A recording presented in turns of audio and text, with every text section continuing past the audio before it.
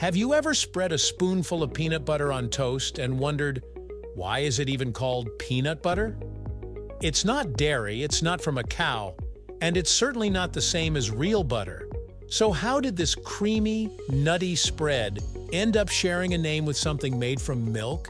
Today we're diving deep into the history, invention, and marketing of peanut butter, and uncovering how this pantry staple got its unusual name.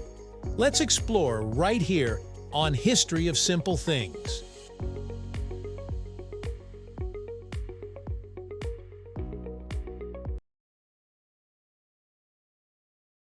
Before we can understand the name, we need to know where peanut butter came from. The story begins long before modern brands like Skippy or Jif ever existed. Ancient civilizations like the Incas and Aztecs in South America were already grinding roasted peanuts into a paste centuries ago. They didn't call it peanut butter, of course, but the idea of crushing peanuts into a thick, edible paste has been around for a very long time. Fast forward to the late 1800s, and the peanut paste we know today started to take shape in the United States, thanks to advancements in food processing technology and an increased interest in high-protein foods. Now, a lot of people give credit to George Washington Carver for inventing peanut butter, but that's not exactly true. Carver was a brilliant scientist and inventor who developed over 300 uses for peanuts, but peanut butter existed before his experiments. The real story of modern peanut butter starts with a few different inventors. In 1884, a Canadian man named Marcellus Gilmore Edson received a patent for a paste made from roasted peanuts. He called it peanut paste, and it was intended as a nutritious food for people who couldn't chew solid food. Then in the 1890s, Dr. John Harvey Kellogg, yes, the same Kellogg behind the cereal brand, developed his own version of ground peanut paste for his patients at the Battle Creek Sanitarium. His version wasn't roasted, but rather made from steamed peanuts. It was marketed as a health food, easy to digest and full of protein. Kellogg even patented a process for making it smoother and more spreadable. But here's where the name peanut butter begins to stick. Quite literally. Around the early 1900s, commercial production of this peanut paste began to take off. Companies wanted to make it sound more appealing and familiar to consumers. The word paste didn't exactly sound appetizing. It made people think of glue or medicine. Butter, on the other hand, already had a pleasant and familiar ring to it, something creamy, rich, and spreadable that you'd want to put on bread. So food producers began labeling their peanut paste as peanut butter. It wasn't butter made from dairy, but it shared the same texture and use, a spread for toast, sandwiches, and snacks. The name helped people instantly understand what it was for. It was, in a way, a marketing decision that changed food history. Interestingly, the name peanut butter eventually caused some controversy. Since butter traditionally comes from milk, some dairy producers objected to the use of the word. This led to legal definitions being established to make sure peanut butter actually contained enough peanuts to justify the name. In 1940, the U.S. government defined peanut butter as a product containing at least 90% peanuts, with the remaining 10% being salt, sweeteners, and stabilizers. Anything with less peanut content couldn't legally be called peanut butter. It had to be labeled as peanut spread.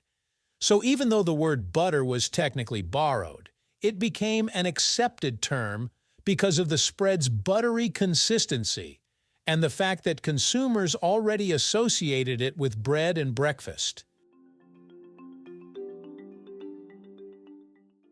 As peanut butter became more popular throughout the 20th century, especially during the World Wars, the name solidified its place in households. Peanut butter was cheap, long-lasting, and nutritious, a perfect food for soldiers and families alike.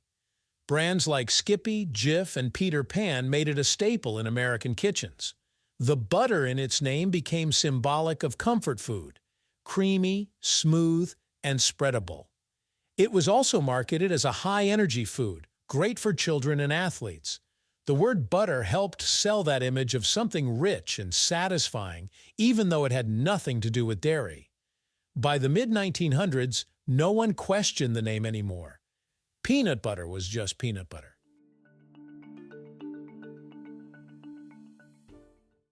The success of the term also inspired the naming of other spreads. Think of almond butter, cashew butter, or even sunflower butter, all named after peanut butter's lead. The formula is simple. Take a nut or seed, grind it until it's smooth and spreadable, and add butter at the end. Peanut butter essentially started that linguistic trend. And while some people might still find the word confusing, it's now a standard way to describe any nut-based spread. Beyond its name, peanut butter became a cultural icon. It's part of childhood lunches, comfort snacks, and even culinary experiments around the world. The peanut butter and jelly sandwich, an American classic, wouldn't sound nearly as good if it were called peanut paste and jelly. The name peanut butter just fits. It's friendly, familiar, and nostalgic. It bridges the gap between function and flavor, describing both what it is and how it feels. It's a word that stuck around because it perfectly captures the identity of the product: simple, smooth, and beloved. So why is it called peanut butter? Because over a century ago, food producers decided that calling it butter made it sound tastier and more appealing than paste. The word helped define its role on the table, as a spread to be enjoyed, not a bland health supplement. And while the name might bend the rules of what butter really means, it stuck because it made sense to people. It described the texture, the use, and the comfort it brings.